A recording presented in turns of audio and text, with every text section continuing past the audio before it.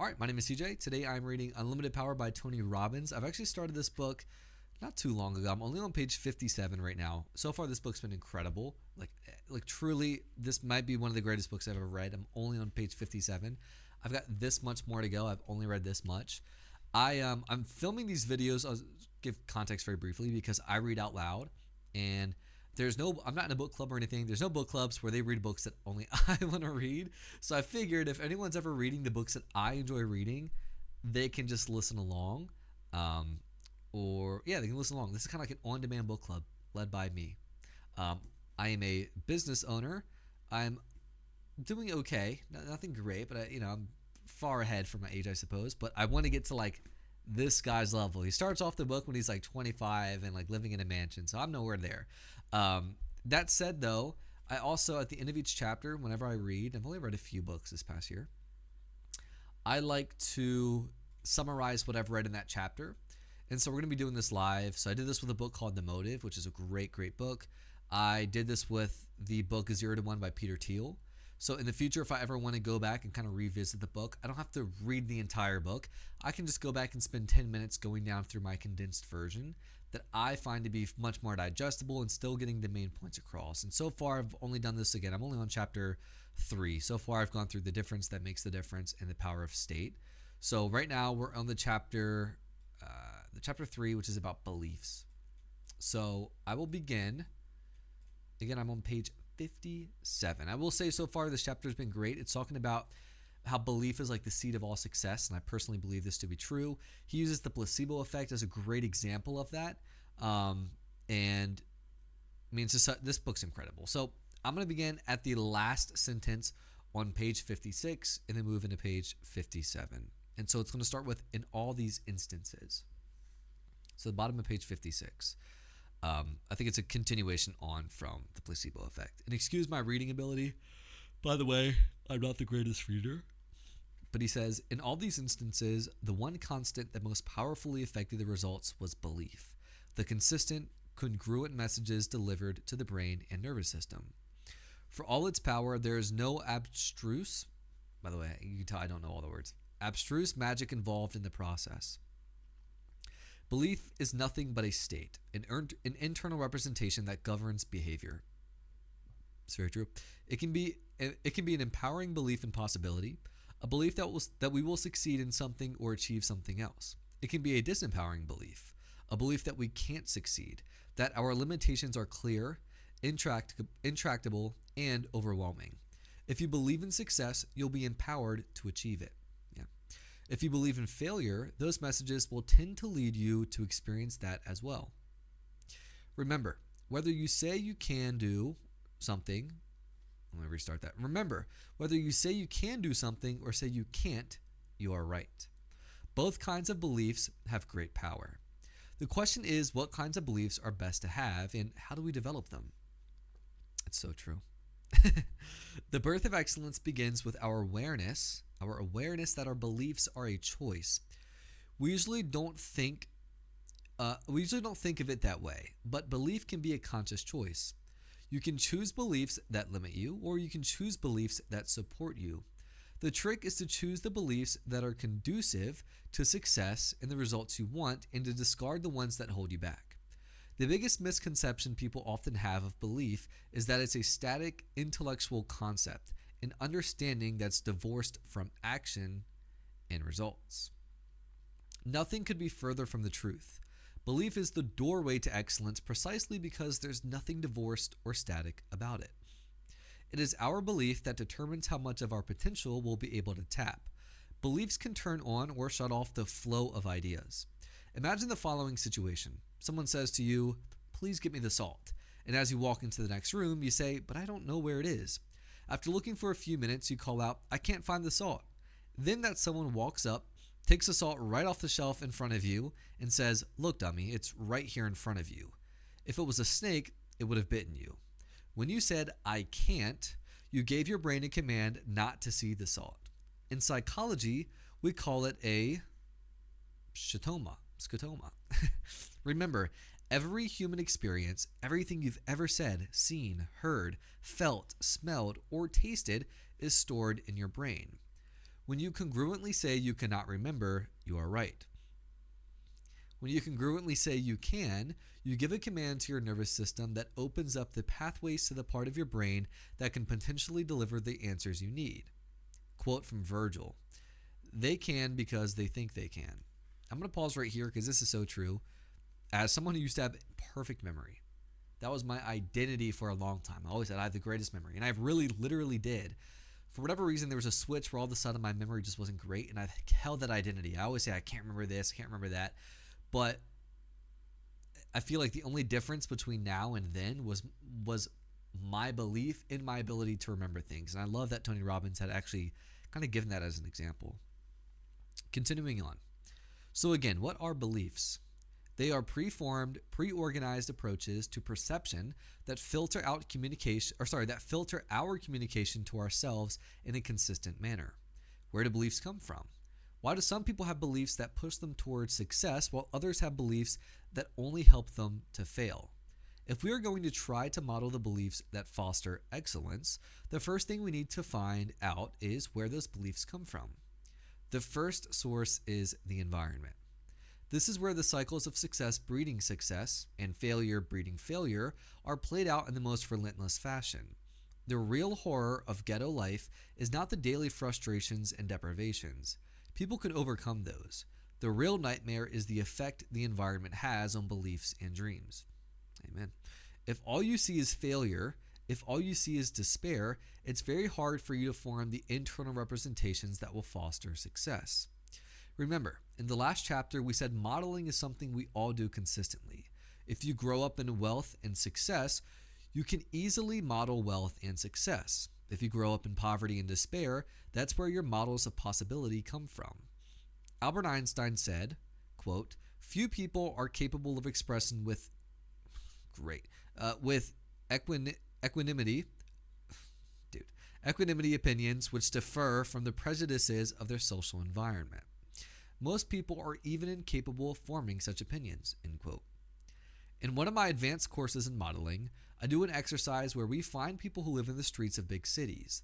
We bring them in and model their belief systems and mental strategies. We offer them food and a great deal of love and simply ask if they would tell the group about their life, how they feel about where they are now, and why they believe things are that way. Then we contrast them with people who, in spite of great physical or emotional tragedies, have turned their lives around. In a recent session, we had one man who's 28 years old, strong, obviously intelligent, and physically fit, with a handsome face. Why was he so unhappy and living in the street while W. Mitchell, who at least on the surface had fewer resources available to change his life, was so happy? And if you've read previously in this book, or perhaps you're starting now, W. Mitchell was a guy that got into, I believe, a motorcycle accident. Been there myself, but his turnout wasn't great. I believe he became paralyzed, if I'm not wrong. He was in a very, very, very bad shape. It ended up becoming, I don't know if he was like monetarily successful, but I mean, someone that lived their life to the fullest of his ability and really enjoyed life. So he's constantly mentioned here. I believe that's the case. Mitchell grew up in an environment that provided examples, models of people who had overcome great odds to produce a life of joy. This created a belief in himself. Quote, "This was possible for me as well," end quote. By contrast, this other young man, call him John, grew up in an environment where no such models existed. His mother was a prostitute. His father went to jail for shooting someone. When he was 8 years old, his father shot him up with heroin. Wow, that's crazy. That kind of environment certainly played a role in what he believed was possible, little more than survival. And how to achieve it. Live in the streets, steal, attempt to erase your pain through drugs. He believed that people always take advantage of you if you don't watch them, that no one loves anyone, and so on. That night we worked with this man and changed his belief systems, as will be explained in chapter 6. As a result, he never went back to the streets. Since that night, he has been off drugs. He began working, and he now has newfound friends and is living in a new environment with new beliefs producing new results.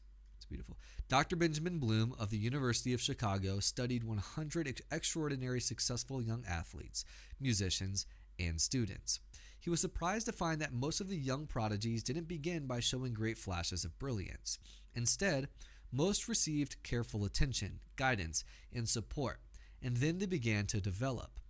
The belief that they could be special came before any overt signs of great talent.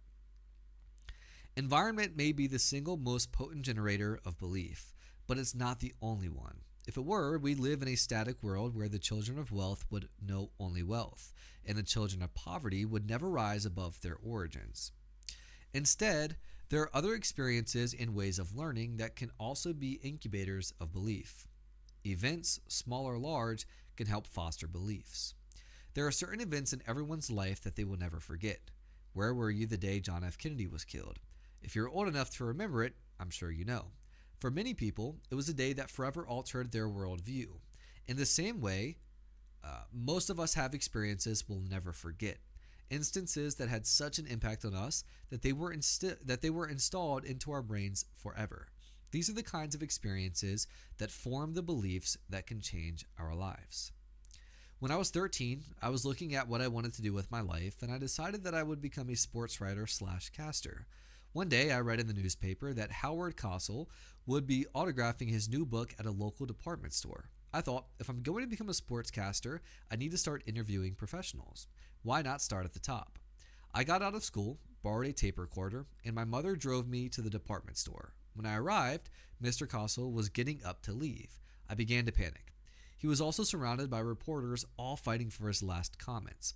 Somehow I ducked under several reporters' arms and approached Mr. Cosell.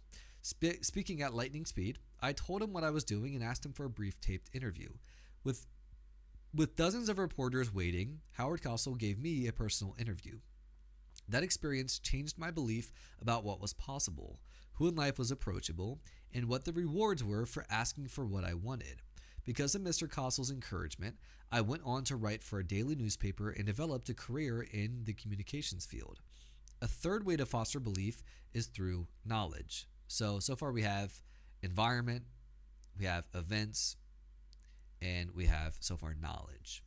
So again, a third way to foster belief is through knowledge. A direct experience is one form of knowledge. Another is gained through reading, seeing movies, viewing the world as it is portrayed by others. Knowledge is one of the great ways to break the shackles of a limiting environment. No matter how grim your world is, if you can read about the accomplishments of others, you can create the beliefs that will allow you to succeed. Dr. Robert Curvin, a black political scientist, wrote in the New York Times how the example of Jackie Robinson, the first black player in the major leagues, changed his life when he was a youngster. Quote, "I was enriched by my attachment to him. The level of my expectations was raised by his example." End quote. A fourth way that results are created is through our past results. The surest way to create a belief that you can do something is to do it once, just once. Yep. If you succeed once, it's far easier to form the belief that you'll succeed again. I had to write the first draft of this book in less than a month in order to make the deadline. Wow. I wasn't sure if I could do it, but when I had to do a chapter in a single day, I found I could do it again. Or rather, I found I could do it. And once I had succeeded with one, I knew I could do it again. I was able to form the belief that allowed me to finish this book on time. Journalists learned the same thing about writing on deadline. There are few things in life as daunting as having to knock out a full story in an hour or less under daily deadline pressure. Most beginning journalists dread it more than any part of their job, but what they find is that if they succeed once or twice, they know they'll succeed in the future.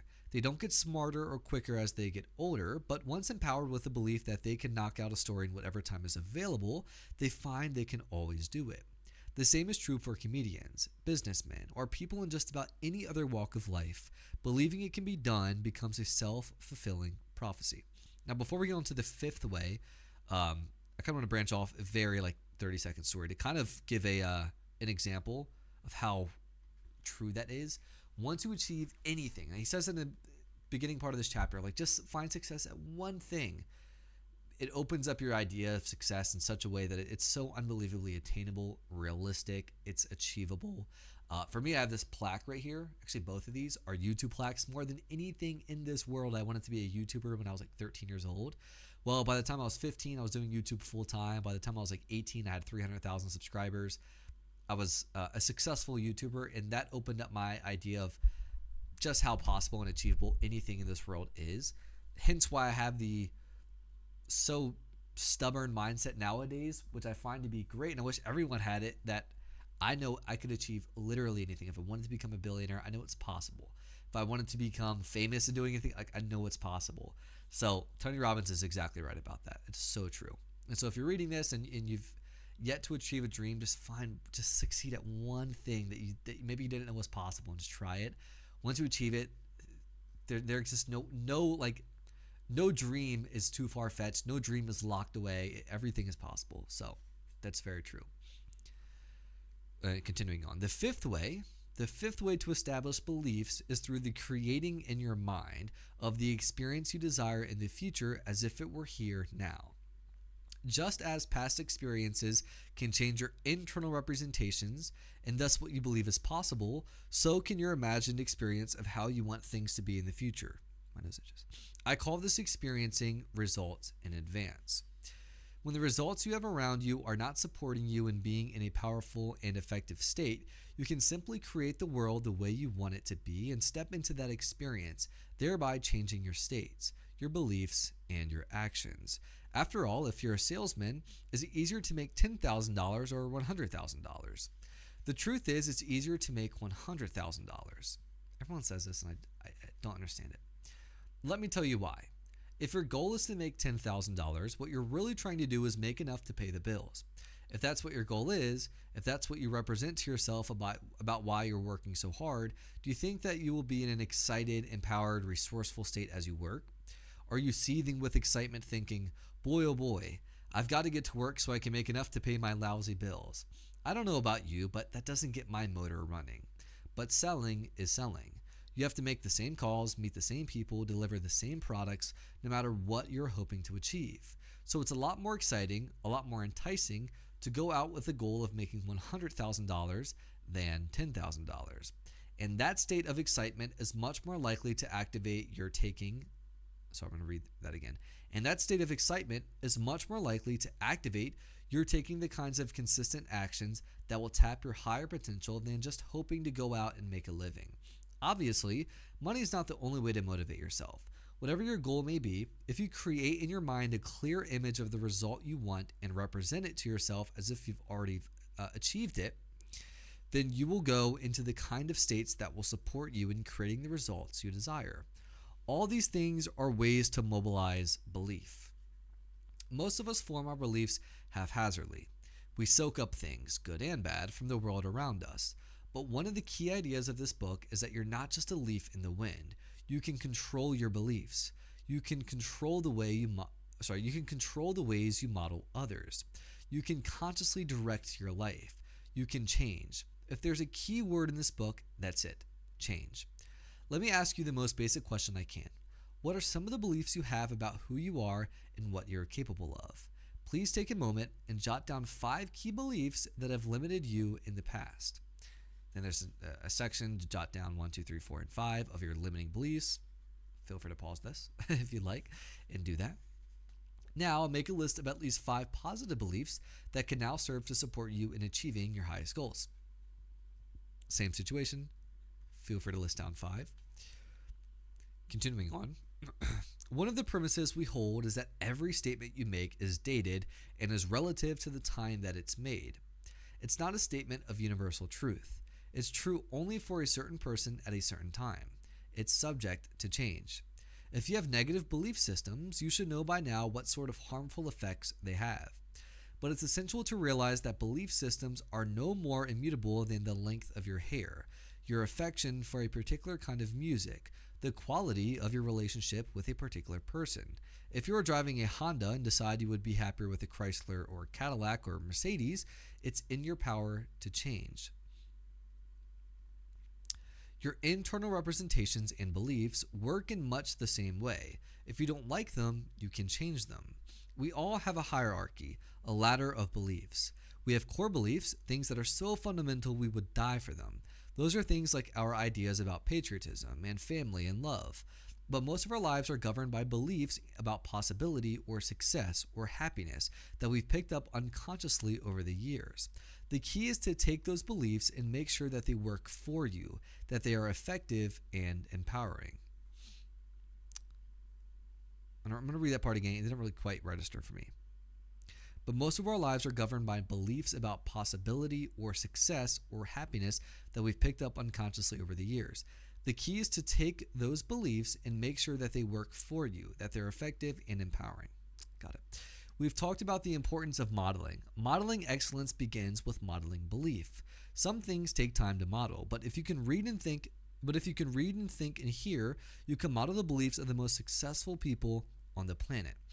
When J. Paul Getty started in life, he made up his mind to find out about the beliefs of the most successful people, and then he went out and modeled them. You can consciously model his beliefs and those of most great leaders by reading their autobiographies. Our libraries are teeming with answers to questions about how to produce practically any result you want. Where do your personal beliefs come from? Do they come from the average man on the street? Do they come from TV and radio? Do they come from whoever talks the longest and the loudest? If you want to succeed, it would be wise for you to choose your beliefs carefully, rather than walking around like a piece of fly paper, picking up whichever belief sticks.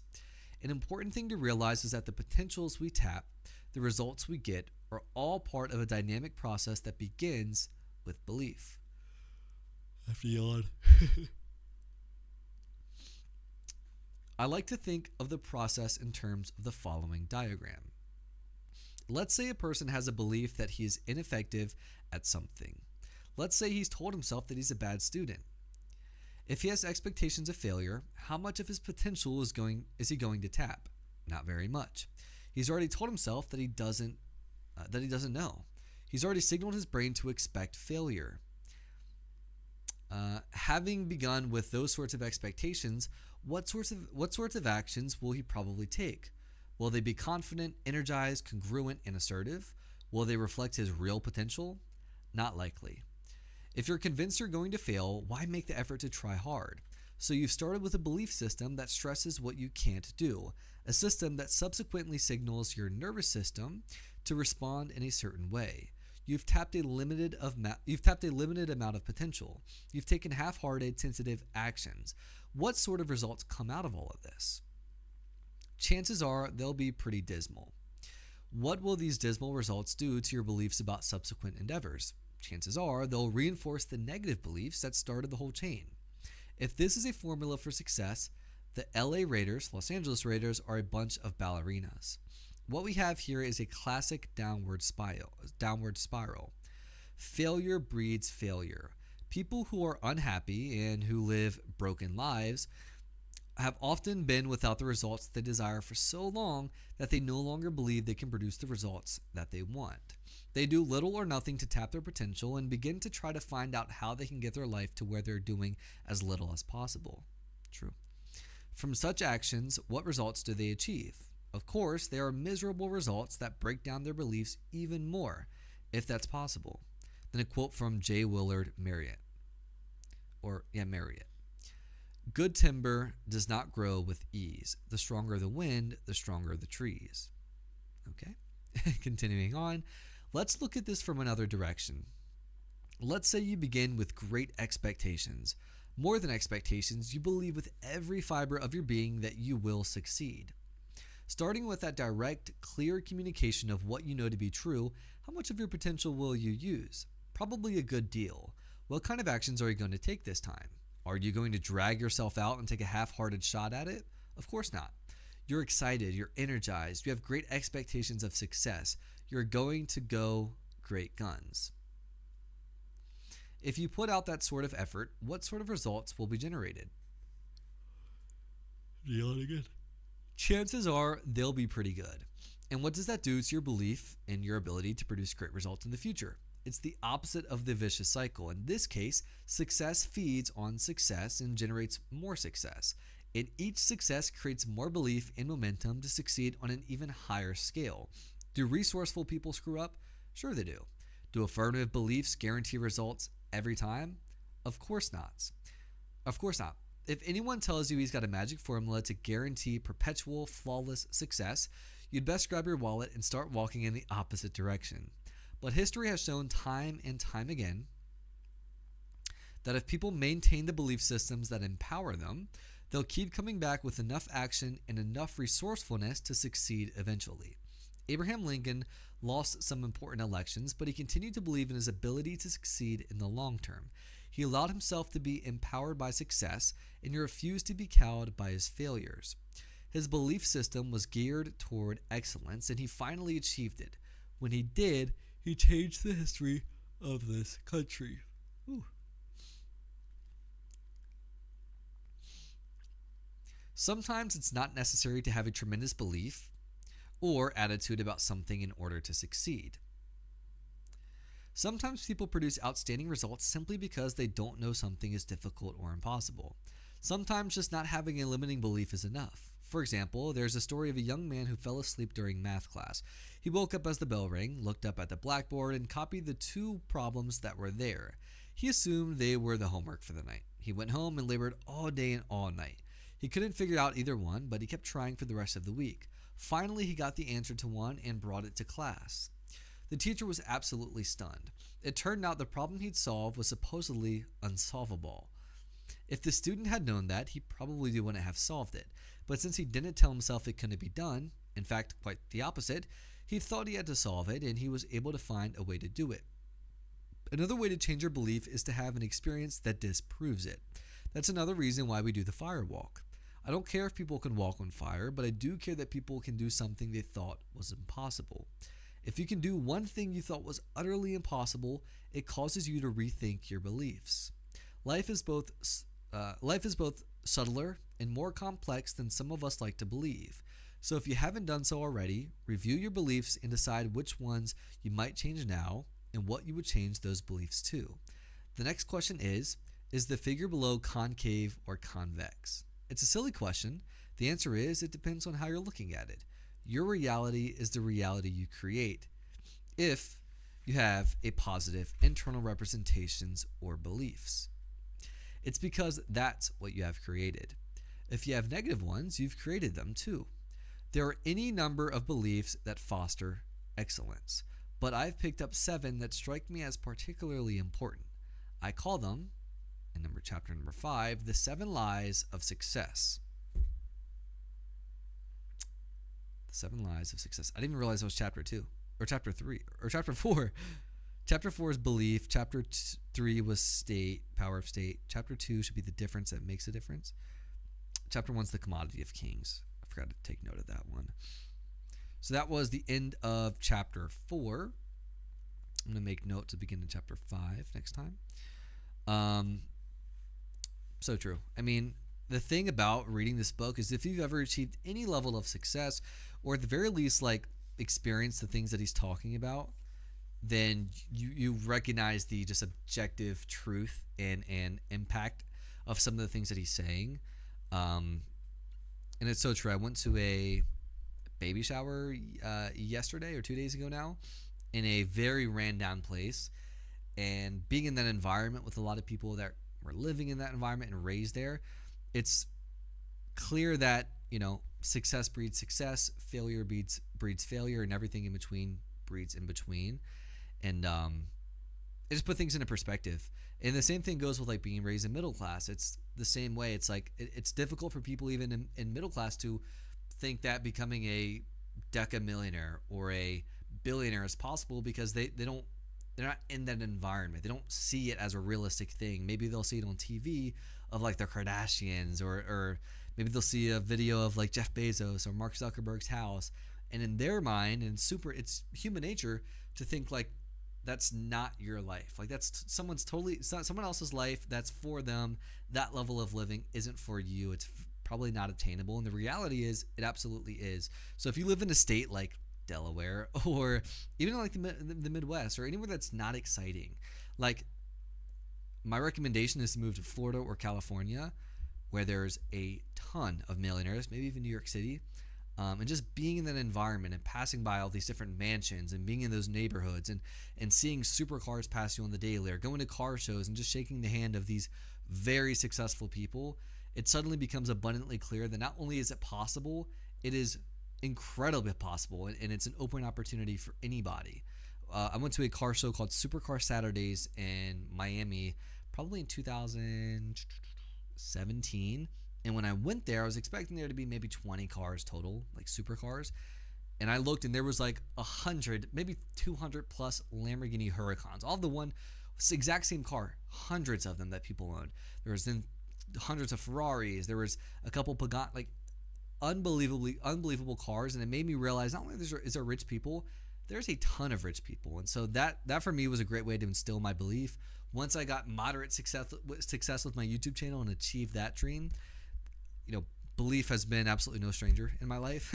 And I know deep down inside, if I want to achieve anything in this world, it's possible. And so my ask and my recommendation for anybody, man, if I could just like snap my finger and anybody could achieve anything, I would make it so they're able to achieve just one dream that they have, because everything else in the future that maybe seems so far-fetched and in the distance and impossible to achieve suddenly becomes just so realistic. Maybe it's certainly more difficult, right? Me becoming worth $100 million is certainly more difficult than me growing a YouTube channel to 300,000 subscribers, but I know that it's possible, because when I had nothing and no success, the idea of 10,000 subscribers seemed truly impossible. In fact, in that scenario, 10,000 subscribers seemed more impossible at that time than me looking at becoming worth $100 million now.